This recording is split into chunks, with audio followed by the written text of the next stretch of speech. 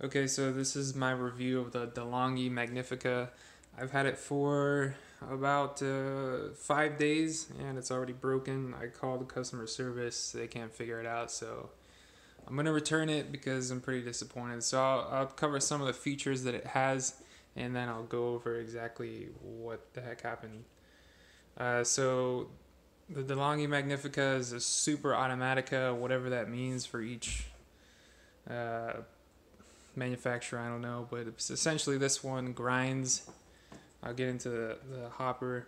It grinds and it compresses the puck, brews the coffee, and ejects the puck into its own little container. So effectively, all you would have to do is put a coffee mug underneath it and brew it and just push a couple of buttons.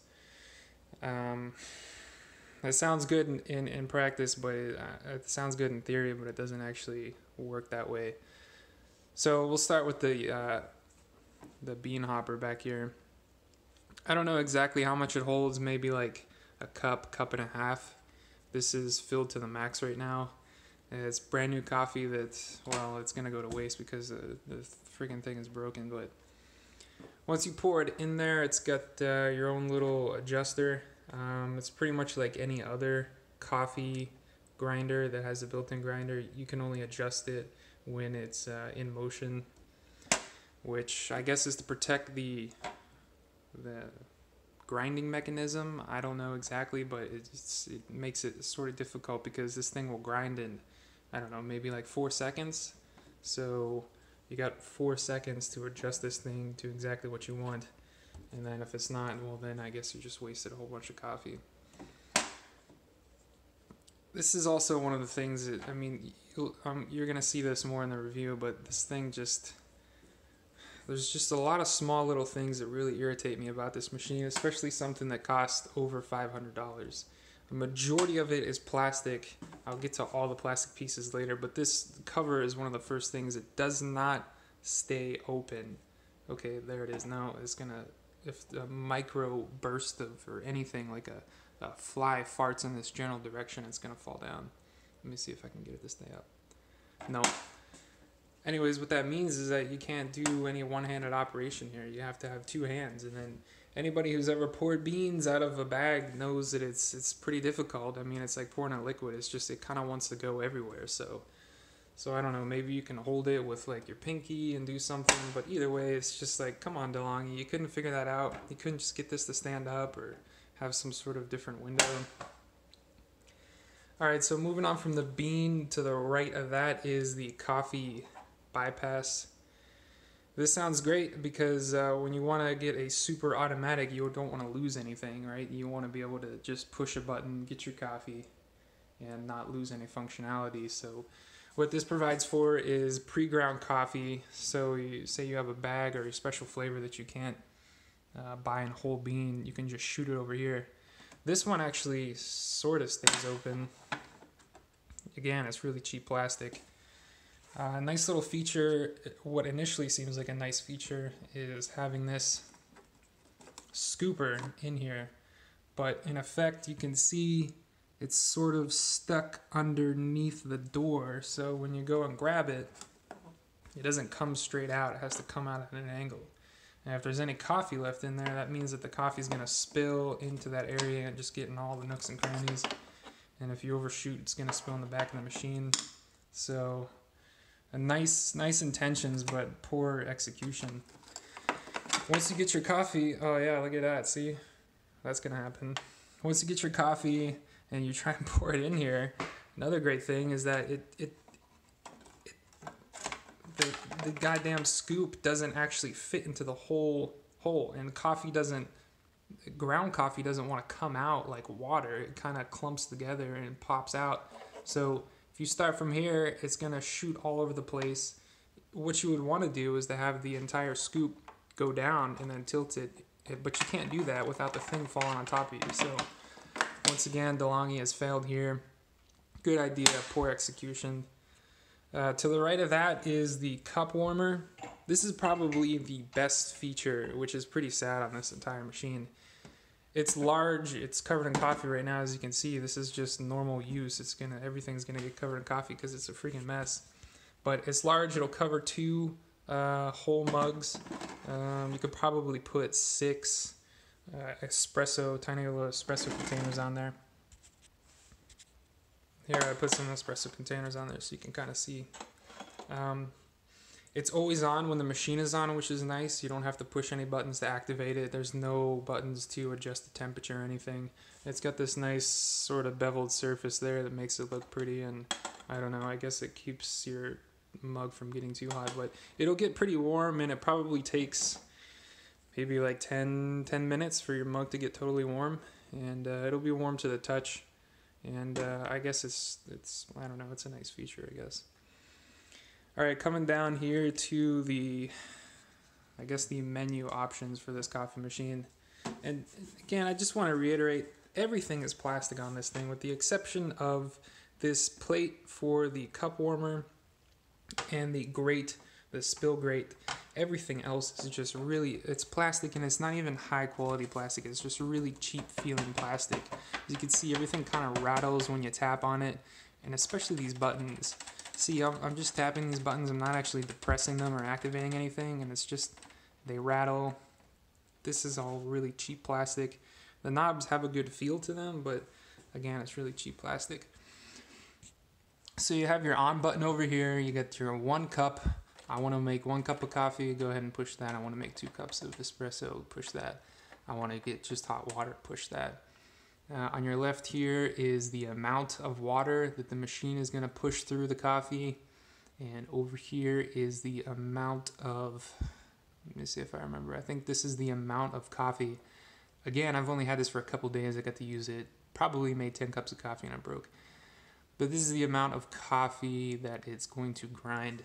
And your last adjustment, of course, is just going to tell the machine how fine you want the coffee to be. So I guess strength of the coffee is going to be a function of how fine the grounds are, and then how much coffee you tell the machine to pour into like the little puck maker.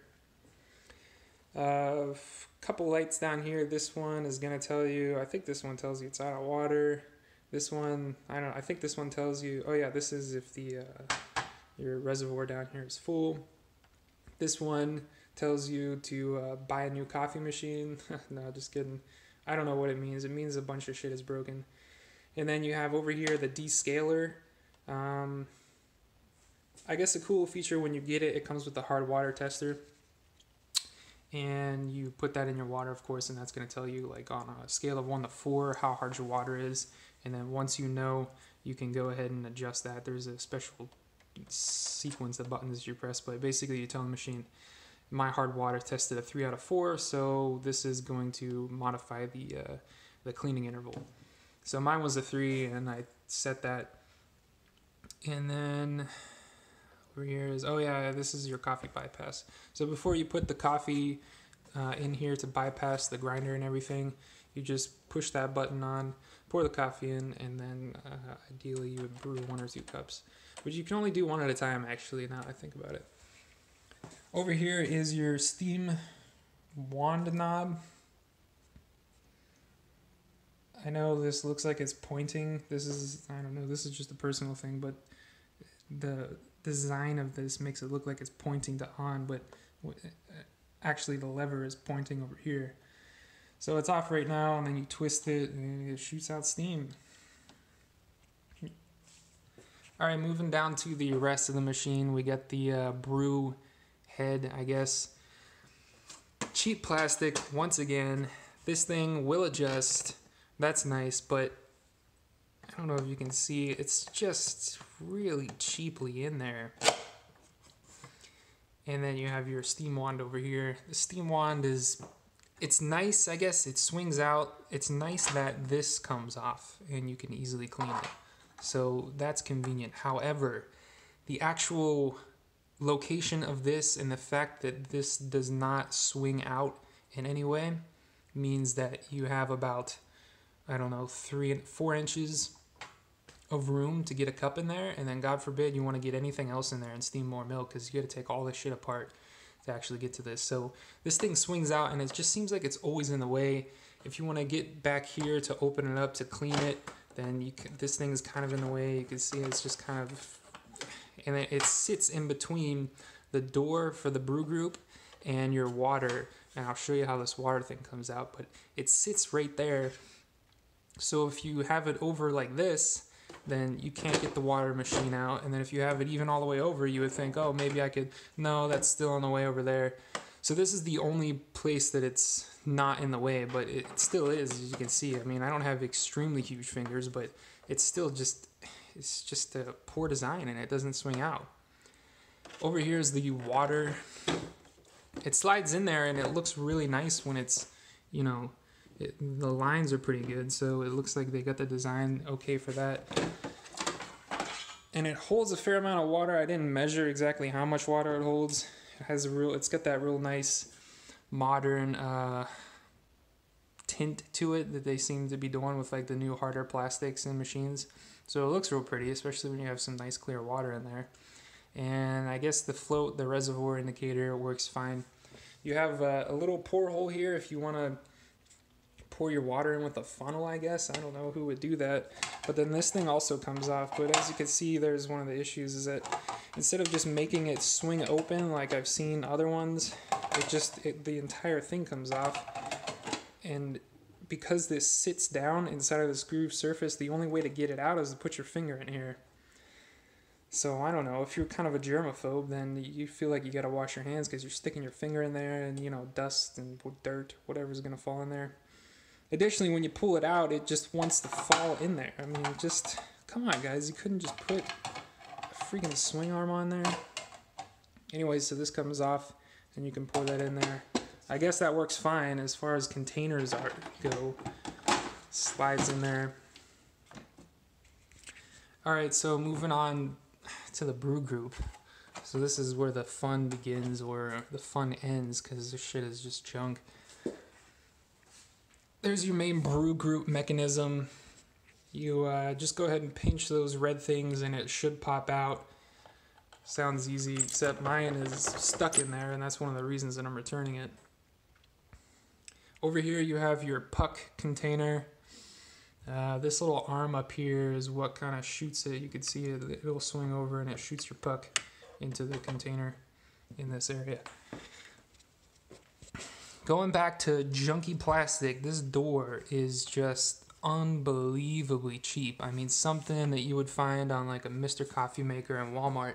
And nothing against Mr. Coffee Maker. I mean, they're great. They never fail. They'll work for like 30 years and it only costs like $10 for a brand new one.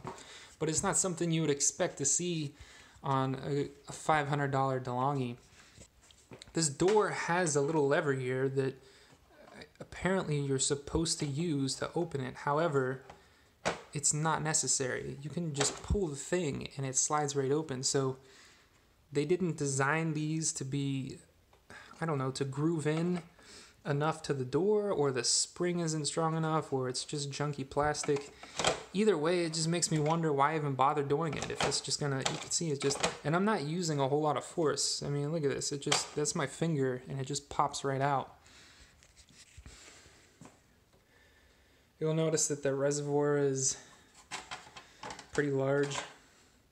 This is the only other piece of metal on the machine. Even the brew group is like plastic. Obviously the filter for the puck is metal, but everything else just seems to be plastic. Nothing against plastic in general. It's just doesn't seem like it's very robust. This is also pretty thin metal. I had an espresso. I had to return that too because it was junk, but an espresso had a much thicker metal. It just felt more, I don't know, substantial. So you'll notice that, well, speaking of substantial, this reservoir is deep. I mean, we're talking, we could probably fit like 3 cups of water in here, and that is for a reason, because this thing spits out water left and right.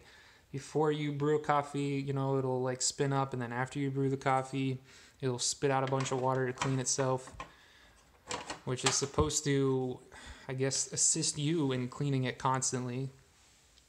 However, I mean, this thing's broken already. Anyways, to get this thing out, you just pull it out. It's got all these little tabs that push in here and there, and I'll show you these. This is the puck container. It pops out. Sure, that's convenient and everything. You can see there's a tab. Where is it? Oh yeah, there's a tab right there. And that goes in, and that tells the coffee machine that it's inserted. There's also another tab down there that tells the coffee machine something's inserted or something's not, and there's also a tab in here that pushes a sensor in there. So all total, to get this machine going, all three of these sensors have to be in agreement that everything is good to go. So, you know, there's just a high chance of one of those going wrong. I've already seen YouTube videos where people had to replace the sensor in there, which is just ridiculous. You know, I just want some freaking coffee. I don't know how all of these channels snake together or what the reasons are for them, but there just seems to be coffee and water almost everywhere every single time I make coffee. I don't really know how this brew door works either, but it's the flimsy. I just cannot get over the flimsiness of it. Just like, my God, I mean, it's a miracle that this thing makes any coffee at all. It just doesn't, like, the coffee doesn't just melt through this plastic. So yeah, this brew group, I mean, I'd like to take it out and show you guys exactly, I don't know, what I see as some of the pitfalls of the design.